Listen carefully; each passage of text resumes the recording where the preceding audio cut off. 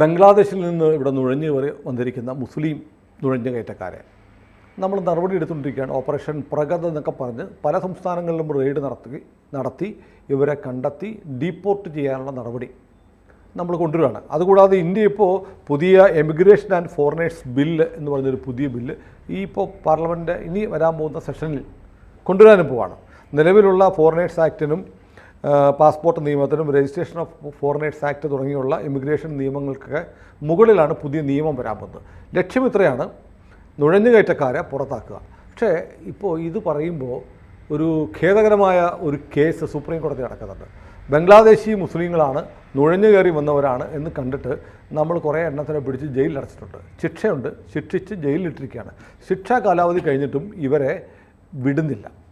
അപ്പോൾ സ്വമേധയാ എടുത്ത കേസ് ബംഗാളിൽ നിന്ന് സുപ്രീം കോടതിയിലെത്തിയതാണ്. സുപ്രീം കോടതി ചോദിച്ചു, എന്താണ് നിങ്ങൾ ഇവരെ പറഞ്ഞയക്കാത്തത്? ഇവർ നുഴഞ്ഞുകയറ്റക്കാരാണെങ്കിൽ പറഞ്ഞയക്കണം. ഇന്നലെ അമേരിക്ക ചെയ്ത അതേ സംഭവം സൂചിപ്പിച്ചുകൊണ്ട് വിമാനത്തെ കയറ്റിയാണെങ്കിലും വിട്ടുകൂടെ എന്ന് സുപ്രീം കോടതി കേന്ദ്ര സർക്കാരിനോട് ചോദിച്ചു. അപ്പോൾ കേന്ദ്രം പറയുന്നൊരു കാര്യം, നമ്മൾ അമേരിക്കയിൽ നിന്ന് ഇങ്ങോട്ട് കൊണ്ടുവന്നവരെ അമേരിക്ക നമുക്ക് രേഖകൾ തന്നു, നമ്മളത് വെരിഫൈ ചെയ്തു, നമ്മുടെ പൗരന്മാരാണെന്നുള്ളത് അറിയിച്ചതിന് ശേഷമാണ് നമ്മൾ സ്വീകരിച്ചത്. ഇതേപോലെ ഇവന്മാരുടെ ഡോക്യുമെൻറ്റ്സൊക്കെ ഡീറ്റെയിൽസ് എല്ലാം നമ്മൾ ബംഗ്ലാദേശിനെ അറിയിച്ചിട്ടുണ്ട്. ബംഗ്ലാദേശിൽ നിന്ന് മറുപടി പോലും തരുന്നില്ല. അപ്പോൾ എന്തു ചെയ്യും? ജയിലിടാതെ മാർഗമില്ല. ഇതൊരു വലിയ പ്രശ്നമാണ്. ബംഗ്ലാദേശ് സർക്കാർ മനഃപൂർവ്വം അവിടെ നിന്ന് ആളുകൾ ഇങ്ങോട്ട് നുഴഞ്ഞു കയറിയിട്ടുണ്ടെങ്കിൽ അവരിവിടെ തന്നെ തുടരട്ടെ, ഞങ്ങൾ അവരെ തിരിച്ചു സ്വീകരിക്കാൻ ഒന്നും ചെയ്യില്ല എന്ന നിലപാടെടുത്താൽ നമുക്കൊരു വലിയ പ്രതിസന്ധിയാണ്. അതാണിപ്പോൾ സുപ്രീം കോടതിയിൽ നടക്കുന്ന കേസ് പറയുന്നത്. സുപ്രീം കോടതി ഈ JB പാർദിവാല R മഹാദേവൻ ആ ബെഞ്ചിലാണ് ഈ ബംഗാൾ ഹൈക്കോടതി സുവോമോട്ടോ എടുത്ത കേസ് റെഫർ ചെയ്തിരിക്കുകയാണ് സുപ്രീം കോടതിയിലേക്ക്. 12 കൊല്ലം കഴിഞ്ഞു ഇവര് ഇന്ത്യയിലേക്ക് നുഴഞ്ഞു കയറി ജയിലിൽ കിടക്കാൻ തുടങ്ങിയിട്ട്. അപ്പോൾ സാധാരണ ഇപ്പോൾ അമേരിക്കയിൽ നിന്ന് നമ്മൾ സ്വീകരിച്ചപ്പോഴും ഇത് വെരിഫൈഡ് ആണ് എന്ന റിപ്പോർട്ടുകളിൽ വന്നിരുന്നു. അത് ഈ വെരിഫിക്കേഷൻ എന്ന് പറഞ്ഞൊരു പ്രക്രിയ ഇതിൻ്റെ അകത്ത് നടക്കുന്നുണ്ട്. അവിടുന്ന് പട്ടിക തരും, ഇത് ഇവിടുത്തെ ഈ വിലാസത്തിലൊക്കെ ഉണ്ടായിരുന്നവരാണ് എന്ന് പറഞ്ഞ് നമ്മൾ അങ്ങോട്ട് അറിയിക്കും, നമ്മൾ സ്വീകരിച്ചോളാം എന്ന് പറയും. അപ്പോൾ നമ്മുടെ കേന്ദ്രത്തിൻ്റെയും പശ്ചിമ ബംഗാളിൻ്റെയും വക്കീൽമാർ സുപ്രീം കോടതിയുടെ മുമ്പിൽ പറയുന്നത് ബംഗ്ലാദേശ് ഇത് വെരിഫൈ ചെയ്ത് തരുന്നില്ല എന്നാണ് പറഞ്ഞുകൊണ്ടിരുന്നത്. അപ്പോൾ ഇന്നലെ സുപ്രീം കോടതി ചോദിച്ചത്, നിങ്ങളെന്തിനാണ് ബംഗ്ലാദേശിൻ്റെ വെരിഫിക്കേഷൻ കാക്കുന്നത്? പക്ഷേ ആ കോടതിയുടെ ആ ചോദ്യത്തോട് നമുക്ക് യോജിക്കാൻ കഴിയില്ല. കോടതിക്ക് അങ്ങനെ ഇരുന്ന് ചുമ്മാ ഈ ദന്തഗോപുരത്തിൽ നിന്ന് വല്ലതും പറയാം. മറ്റൊരു വിദേശ രാജ്യമാണ്, സോവറിൻ പവറാണ്. അങ്ങനെയുള്ള രാജ്യത്തേക്ക് നമുക്ക് ബലമായി കൊണ്ട് ഇവരെ ആകാശത്തുനിന്ന് പാരച്ചൂട്ട് വഴിയിടാനൊന്നും പറ്റില്ലല്ലോ. അപ്പോൾ അവിടെ അവർ സ്വീകരിക്കാൻ തയ്യാറല്ല എന്നുണ്ടെങ്കിൽ നമുക്ക് 2 ഓപ്ഷനുള്ളൂ. ഇവരെ അതിർത്തി കൊണ്ടുവന്ന് അങ്ങോട്ട് തട്ടുക. അപ്പോൾ ചിലപ്പോൾ അവർ ചെയ്യാൻ പോകുന്ന അവർ അതിർത്തിയിൽ നിന്ന് വെടിവെക്കും, ഒരു വാറിലേക്ക് പോകും. അങ്ങനെയൊന്നും ചെയ്യാൻ കഴിയില്ല. നിങ്ങൾ ബംഗ്ലാദേശിൻ്റെ ക്ലാരിഫിക്കേഷൻ എന്തിനാണ്? ഇന്ത്യ സ്വീകരിക്കുന്നില്ല എന്ന് പറഞ്ഞാൽ ഇന്ത്യയിലേക്ക് കൊണ്ടുവന്ന നുഴഞ്ഞുകയറ്റക്കാരെ അമേരിക്ക എന്ത് ചെയ്യായിരുന്നു? അമേരിക്ക തിരിച്ചു കൊണ്ടുപോകും. കൊളംബിയ ചെയ്തു. പക്ഷേ വേറെ കാര്യമുണ്ട്, കൊളംബിയ ചെയ്തപ്പോൾ അപ്പോൾ റിസൾട്ട് ഉണ്ടായി. 25% താരിഫ് ഏർപ്പെടുത്തി. കൊളംബിയ വിറച്ചു മുട്ടേ കുത്തി. എന്നിട്ട് പറഞ്ഞു വിമാനം വിട്ടോളാൻ പറഞ്ഞു. അപ്പോൾ ട്രംപ് പറഞ്ഞു, ഇനി വിമാനം അയക്കുന്നില്ല, വേണമെങ്കിൽ നിൻ്റെ വിമാനം കൊണ്ടുപോകാമെന്ന് പറഞ്ഞു. അങ്ങനെ കയറ്റി വിട്ടു. അതേപോലെ ഇന്ത്യ അമേരിക്കയിൽ നിന്ന് വരുന്ന ആളുകളെ സ്വീകരിക്കില്ല എന്ന് പറഞ്ഞാൽ ഇന്ത്യക്ക് സാങ്ഷൻ, ഉപരോധം, താരിഫൊക്കെ വരാൻ പോകണം. വരും. അത് ബംഗ്ലാദേശിന് നമ്മളിപ്പോൾ ചോദിച്ചപ്പോൾ അരിയൊക്കെ കൊടുത്തില്ലേ? ഇതുവരെ നമ്മൾ ഈ സാങ്ഷൻസ് എന്ന് പറഞ്ഞൊരു സംഗതി നമ്മൾ ഉപയോഗിച്ചിട്ടില്ല. അമേരിക്ക ഉപയോഗിക്കുന്ന അല്ല. ഇപ്പോൾ ലേറ്റസ്റ്റ് ഉണ്ടായിരിക്കുന്ന 2 വാർത്തകൾ ബംഗ്ലാദേശ്. യൂണിസ് ആദ്യം അരി ചോദിച്ചു, പിന്നെ ഡീസൽ ചോദിച്ചു, നമ്മൾ കൊടുത്തില്ല. ഇപ്പോൾ ഭക്ഷ്യ എണ്ണ, വെളിച്ചെണ്ണ, സോയാബീൻ എണ്ണ, കടുകെണ്ണ ഇതൊന്നുമില്ല, അത് തരുമോ എന്ന് ചോദിച്ചിരിക്കുക. അപ്പോൾ എന്നോടൊരാൾ പറഞ്ഞു, ഇത് മാത്രമല്ല, ബംഗ്ലാദേശിന് ഇന്ത്യ കൊടുക്കുന്ന ഏറ്റവും വലിയ റിസോഴ്സ് വേറൊന്നാണ്, കല്ല്, പാറ. ബംഗ്ലാദേശിലെ പാറക്കല്ലുകൾ കെട്ടിടം നിർമ്മിക്കാൻ കൊള്ളില്ല. ബംഗ്ലാദേശിലുള്ള ഓരോ കെട്ടിടവും പഴയകാല കെട്ടിടങ്ങളൊക്കെ പാകിസ്ഥാനിൽ നിന്നുള്ള കല്ലുകൊണ്ടാണ്. ബാക്കി സമീപകാലത്ത് അവിടെ നിർമ്മാണ പ്രവർത്തനം മുഴുവൻ നടക്കുന്നത് നിന്നുള്ള പാറ ഉപയോഗിച്ചിട്ടാണ്. പാറയുടെ വിതരണം മാത്രം പറഞ്ഞാൽ ബംഗ്ലാദേശിൻ്റെ പണി തീരും. ഇപ്പോൾ അദാനിയോട് പറയുന്നു, അദാനിക്ക് വലിയ തുക തരാനുണ്ട്, പക്ഷേ ഞങ്ങൾ മാസം ഒരു $85 ലക്ഷം വെച്ച് തരാം. അതുകൊണ്ട് ഞങ്ങളുടെ പകുതിയായി വെട്ടിക്കുറച്ച വൈദ്യുതി പുനഃസ്ഥാപിക്കണമെന്ന് പറഞ്ഞു. ഇന്ത്യ ഇങ്ങനെ ടാക്ടിക്കൽ പ്രഷർ ചെലുത്തുന്നില്ല എന്ന് വേണേൽ പറയാം. അതൊരു പക്ഷേ ഈ ട്രംപ് പറഞ്ഞതുപോലെ ട്രംപ് വരാൻ വേണ്ടി കാത്തിരുന്നതാണ്. ട്രംപ് ഇന്നലെ മോദിയുമായിട്ടുള്ള മീറ്റിംഗിൽ പറഞ്ഞിട്ടുണ്ട് ബംഗ്ലാദേശിന്റെ കാര്യത്തിൽ അമേരിക്ക ഇനി ഒന്നും ചെയ്യുന്നില്ല, മോദി ഇഷ്ടം പോലെ ചെയ്യാന്ന് പറഞ്ഞിട്ടുണ്ട്. അപ്പോൾ ആ തോന്നുന്നത് അവർ തമ്മിൽ ചർച്ച ചെയ്തിട്ടുണ്ടാകാം. പക്ഷേ എന്താണെന്നുള്ളത് പുറത്ത് പറയേണ്ടതില്ല, തീരുമാനിച്ചിട്ടില്ല. കാരണം നിങ്ങൾക്ക് എന്താന്ന് വെച്ചാൽ ചെയ്യാം എന്നുള്ളതാണ്. ഞങ്ങളുടെ ഡീപ് സ്റ്റേറ്റ് ഇനി ബംഗ്ലാദേശിൽ ഉണ്ടാവത്തുമില്ല എന്ന് പറഞ്ഞു. അതാണ്. അപ്പോൾ ഇന്ത്യ ഒരു വൻ ശക്തി എന്നുള്ള നിലയ്ക്ക് സ്വയം വിചാരിക്കാത്ത കൊണ്ടാണ് ഈ ഉപരോധങ്ങൾ ഏർപ്പെടുത്തുന്ന പരിപാടിയിലേക്ക് കടക്കാതിരുന്നത്. അമേരിക്കയോ യൂറോപ്യൻ രാജ്യങ്ങളോ ബ്രിട്ടനോ ഫ്രാൻസ് എല്ലാവരും ജർമ്മനിയും ഒക്കെ ഉപരോധങ്ങൾ ശക്തി മാത്രമല്ല സാർ, നമ്മൾ നമ്മുടേതായ ഒരു സനാതന ധർമ്മത്തിൻ്റെ ഭാഗമായിട്ടുള്ള ജീവകാരുണ്യ പ്രവർത്തനം. കാരണം ബംഗ്ലാദേശിൽ നമ്മൾ വെള്ളം കൊടുത്തില്ലെങ്കിൽ അവൻ ചാവും, വെള്ളം കൂടുതൽ കൊടുത്താലും അവൻ മുങ്ങിച്ചാവും അല്ലേ. നമ്മുടെ വെള്ളം പോലും ഇല്ലെങ്കിൽ ബംഗ്ലാദേശ് ഇല്ല. അതൊക്കെ എല്ലിനിടെ കയറിയിട്ടാണ് ഇവൻ നമ്മളോട് കുത്തുന്നത്. ഈ സനാതനധർമ്മം ആരോട് പ്രയോഗിക്കാമെന്നറിയാമോ? അപ്പുറത്തും സനാതനധർമ്മമാണെങ്കിലേ ഇത് പ്രയോഗിക്കാൻ പറ്റുള്ളൂ. അതാണ് ഇതിൻ്റെ പ്രശ്നം. ഈ അഹിംസ എന്ന് പറഞ്ഞിട്ട് ഗാന്ധി പറഞ്ഞു നടന്നത് ടോൾസ്റ്റോയുടെ കയ്യിൽ നിന്ന് എടുത്താണെന്ന് നമ്മൾ ചർച്ച ചെയ്തിരുന്നല്ലോ. അന്ന് ഞാൻ പറയാൻ വിട്ടുപോയൊരു കാര്യം ഇപ്പോൾ ഓർമ്മ വന്നു. ഈ അഹിംസ മഹാഭാരതത്തിൽ വ്യാഖ്യാനിച്ചിട്ടുണ്ട്.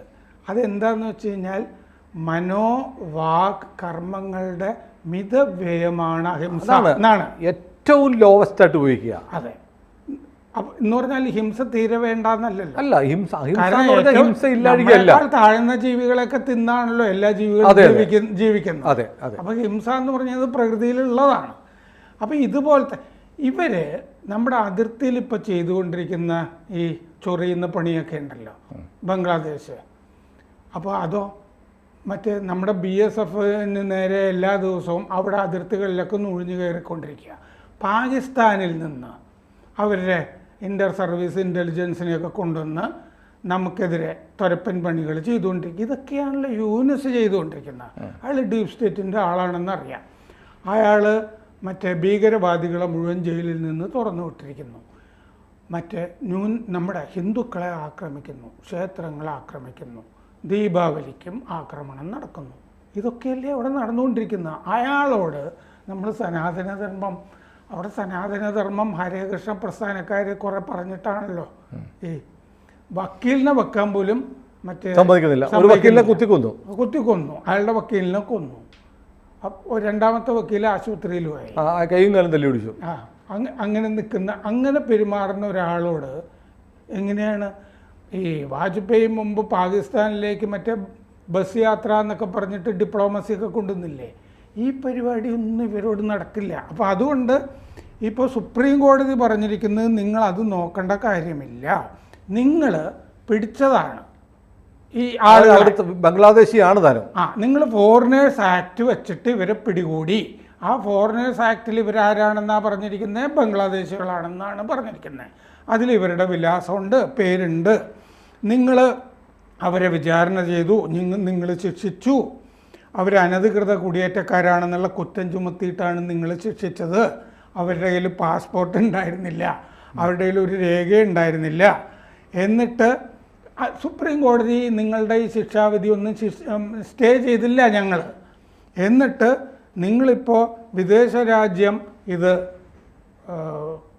ചെയ്യുന്നില്ല, അനുമതി തരുന്നില്ല എന്നും പറഞ്ഞിങ്ങനെ നോക്കിയിരിക്കുന്നത് എന്താണ് എന്ന് ചോദിക്കുമ്പോൾ അതിലൊരു കാര്യമുണ്ട് എന്നാണ് എനിക്കും തോന്നുന്നത്. അപ്പോൾ വേറെ കാര്യമുണ്ടെന്ന് പറഞ്ഞാൽ നമ്മൾ നയതന്ത്ര തലത്തിൽ നമുക്ക് വേറെയില്ല, നമ്മൾ മസിൽ പവർ പ്രയോഗിക്കുക എന്നുള്ളതാണ്.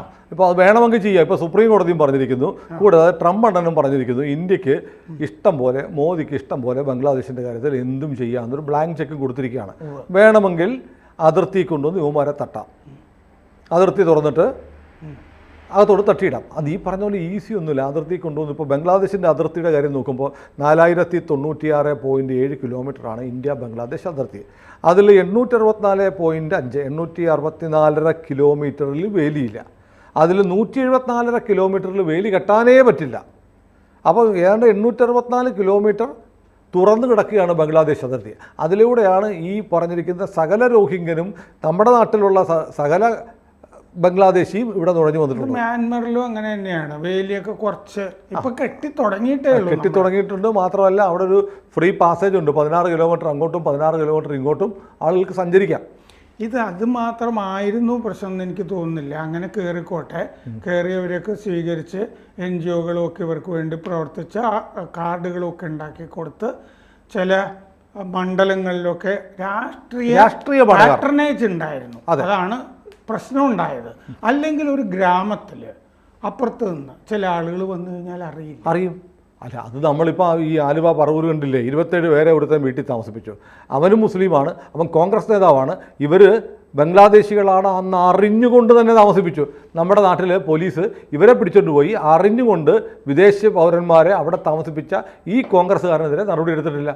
നമ്മൾ തിരിച്ചയച്ചു കഴിഞ്ഞാൽ ബംഗ്ലാദേശ് നമ്മുടെ അടുത്ത് വഴക്കുണ്ടാക്കുന്ന ഞാൻ കരുതുന്നില്ല. എന്താണെന്ന് വെച്ചാൽ ഗുജറാത്ത് ആഭ്യന്തരമന്ത്രി ഇന്നലെ പറഞ്ഞിട്ടുണ്ട്, ബുധനാഴ്ച 15 ബംഗ്ലാദേശികളെ ഡിപ്പോർട്ട് ചെയ്തു.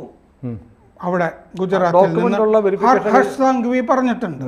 ചന്ദോള, ദാനിലിണ്ട അവിടെ നിന്ന് 50 പേരെ അറസ്റ്റ് ചെയ്തിരുന്നു. അതിൽ നിന്ന് 15 പേരെ, അതിലൊരു മൈനറും ഉണ്ട്. 35 പേരുടെ പ്രക്രിയകൾ നടന്നുകൊണ്ടിരിക്കുകയാണ്. ബംഗ്ലാ എംബസിയും സ്ഥിരീകരിച്ചിട്ടുണ്ട്. ഡൽഹിയിൽ നിന്ന് 16 പേരെ കഴിഞ്ഞ ദിവസം ഡിപ്പോർട്ട് ചെയ്തിട്ടുണ്ട്. അതിൽ 5 പേരാണ് ബംഗ്ലാദേശികൾ, ബാക്കി വേറെ സ്ഥലങ്ങളിൽ നിന്നൊക്കെ വന്നതാണ്. മുംബൈയിൽ 7 പേരെ ഡിപ്പോർട്ട് ചെയ്തിട്ടുണ്ട്.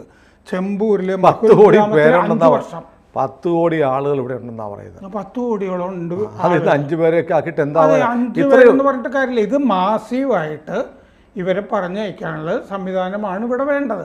എനിക്ക് 12 കൊല്ലം ഞാൻ ക്രൂരമായ ഒരു കാര്യം പറയട്ടെ. ക്രൂരമാണ്. ഇവരിവിടെ വരുന്നത് നമ്മുടെ വിഭവങ്ങൾ കൊള്ളയടിക്കാനാണ്, അല്ലേ? നമ്മുടെ നാട്ടിലെ തൊഴിലുകൾ തട്ടിയെടുക്കാൻ വേണ്ടിയിട്ടാണ്, നമ്മുടെ നാട്ടിൽ ക്രൈം ചെയ്യാൻ വേണ്ടിയിട്ടാണ്. നമ്മുടെ നാട്ടിലെ കുറ്റകൃത്യങ്ങൾ നല്ല ശതമാനം ഇവരാണ്. അതുകൊണ്ട് അപ്പോൾ നമ്മുടെ നാട്ടിലെ ജനങ്ങളുടെ സ്വൈരജീവിതം, സമാധാനം, രാജ്യത്തിൻ്റെ സെക്യൂരിറ്റി, ഇതിനൊക്കെ ഭീഷണി ഉണ്ടാക്കുന്നവരാണിവർ. അങ്ങനെയുള്ള ആളുകളെ പിടികൂടുമ്പോഴേ നല്ല വൃത്തിയായിട്ട് കൈകാര്യം ചെയ്യണം. കാരണം പിന്നെ അവൻ ഇവിടെ പണിയെടുക്കാൻ നിൽക്കരുത്. അതാണ് ഒരു മാർഗം. ഇപ്പം എന്താണെന്ന് വെച്ച് കഴിഞ്ഞാൽ നല്ല സൗകര്യമൊക്കെ കൊടുത്തിട്ട്